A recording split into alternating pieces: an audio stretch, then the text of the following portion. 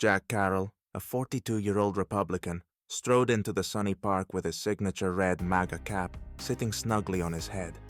To Jack, it was just a cap, a simple emblem of his beliefs and values.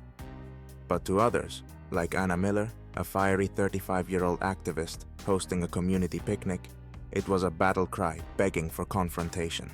And confrontation was exactly what Anna lived for. The moment Jack stepped into the park, the atmosphere shifted. Laughter died down, conversations fizzled, and all eyes locked on his hat. At the center of the group, Anna froze mid-sentence, her gaze narrowing like a hawk spotting its prey. She marched toward Jack with the determination of someone who believed they were about to save the world, or at least this picnic. "Excuse me," she barked, her voice loud enough to cut through the chatter. "Do you seriously think it's appropriate to wear that here?" Jack glanced up from the park map in his hands, his expression calm as ever. "Good morning to you too," he replied, tipping his cap slightly, a polite but deliberate gesture. Anna crossed her arms, clearly unimpressed. "Don't good morning me," she snapped. "That hat represents everything wrong with this country. Do you even realize how offensive it is?" Jack sighed, adjusting the brim of his cap. "Ma'am, it's just a hat. I'm here for some air, maybe a hot dog, and definitely not for this conversation." Anna's eyes flared as she took a step closer, her voice rising. "Relax? No. People like you don't get to walk into safe spaces like this and pretend it's no big deal. Take it off." Jack chuckled lightly, shaking his head. "Lady, if my hat is your biggest problem today, maybe you're the one who needs to relax." The crowd was fully invested now, phones discreetly recording as whispers rippled through the picnic. One man muttered, "Here we go," while others leaned in to watch the drama unfold. Anna gestured at the bystanders. "Do you see this? People like him are why we're stuck in the past. This is unacceptable." Jack raised an eyebrow, the corner of his mouth twitching into a smirk. "You know, it's funny," he said, his voice steady. "I thought safe spaces were for everyone. Guess I missed the part where they come with a dress code." The crowd burst into muffled laughter, and Anna's face flushed. But instead of backing down, she doubled down, pulling out her phone and pointing it at him. "Oh, this is going viral," she declared. "People need to see the kind of audacity you're flaunting." Jack leaned against a nearby bench, looking completely unfazed. "Well," he said with a shrug, "hope my hat looks good on camera." The tension hung thick in the air, the crowd shifting between amused grins and awkward side glances. One thing was clear, this was far from over. Anna crossed her arms tightly, her voice climbing in both volume and intensity. "Listen, you can't just waltz in here flaunting that garbage and expect people to stay quiet." Jack mirrored her posture, folding his arms casually and leaning back like he had all the time in the world. "Oh, I didn't realize public parks had a dress code. Maybe you should print up some signs," he quipped, his tone light but laced with sarcasm. The crowd, already glued to the unfolding drama, erupted in soft chuckles. Anna's face turned crimson, and her jaw clenched as if to keep from snapping. "You think this is funny? People like you are the reason we're fighting so hard. That hat stands for oppression, division, and ignorance." "And people like you," Jack shot back, his voice calm but cutting, "are the reason the rest of us are so tired of being lectured. You don't know me, but here you are, judging me over a piece of fabric." Anna's hand flew to her chest like she'd just been mortally wounded. "Do you hear this?" she asked, her voice projecting to the growing crowd. "He thinks he's the victim. Typical." At that moment, a security guard in a Navy uniform approached, his face cautious as he scanned the scene. "Is there a problem here?" he asked, looking between Jack and Anna like he'd walked into the middle of a soap opera. "Yes!" Anna barked, pointing dramatically at Jack. "This man is creating a hostile environment with his hateful attire. He shouldn't be here."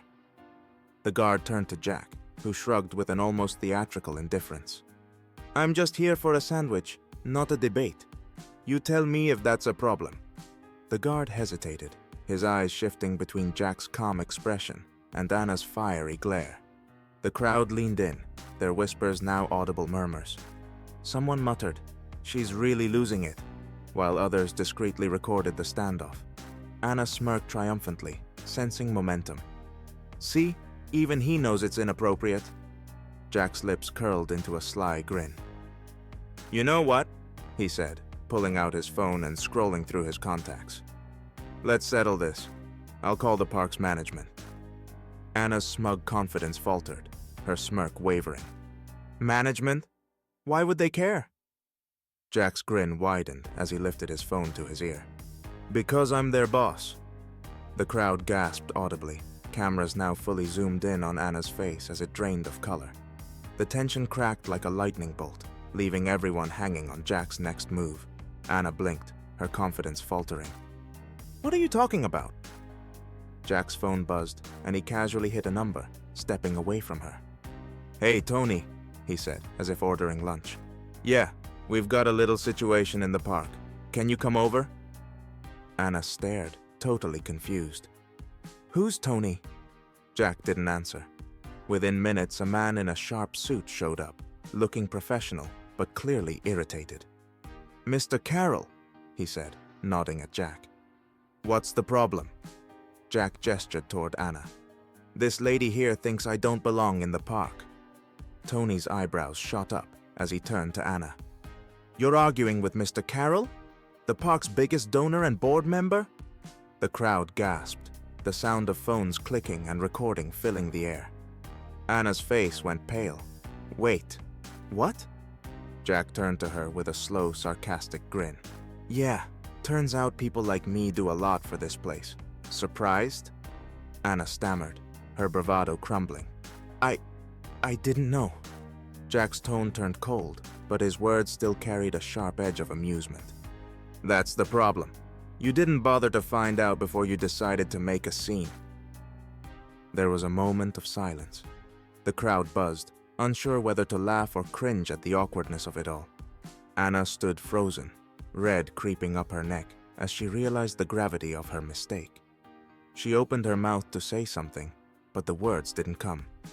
Jack stepped back, tipping his cap slightly. "Yeah, next time maybe try using that thing between your ears before you judge someone, huh?" A few people chuckled under their breath, and even Tony looked like he was holding back a smirk. Anna's eyes darted from Jack to the crowd, now fully aware that she had just become the unwitting punchline of a very public joke. Her face was the color of a tomato as she turned on her heel and stormed off, her dignity trailing behind her like a shattered glass. As she left, someone in the crowd muttered, "Talk about being schooled." Jack just shrugged, giving the crowd a half grin. "Some lessons are harder than others." Tony looked at Anna, his tone firm. "Ma'am, I suggest you leave before this gets worse. Mr. Carroll has been nothing but generous to this community." The crowd murmured in agreement. A few people clapped, while others shook their heads at Anna. Humiliated, Anna turned to Jack. "I didn't mean—" "Save it," Jack said, cutting her off. "Next time, maybe think before you judge someone." As Anna slinked away, the crowd erupted into applause. Jack waved it off, turning to Tony. "Let's make sure the donations keep this place open for everyone, even those who don't appreciate it." Tony nodded, and Jack turned back to the park, finally ready to enjoy his day.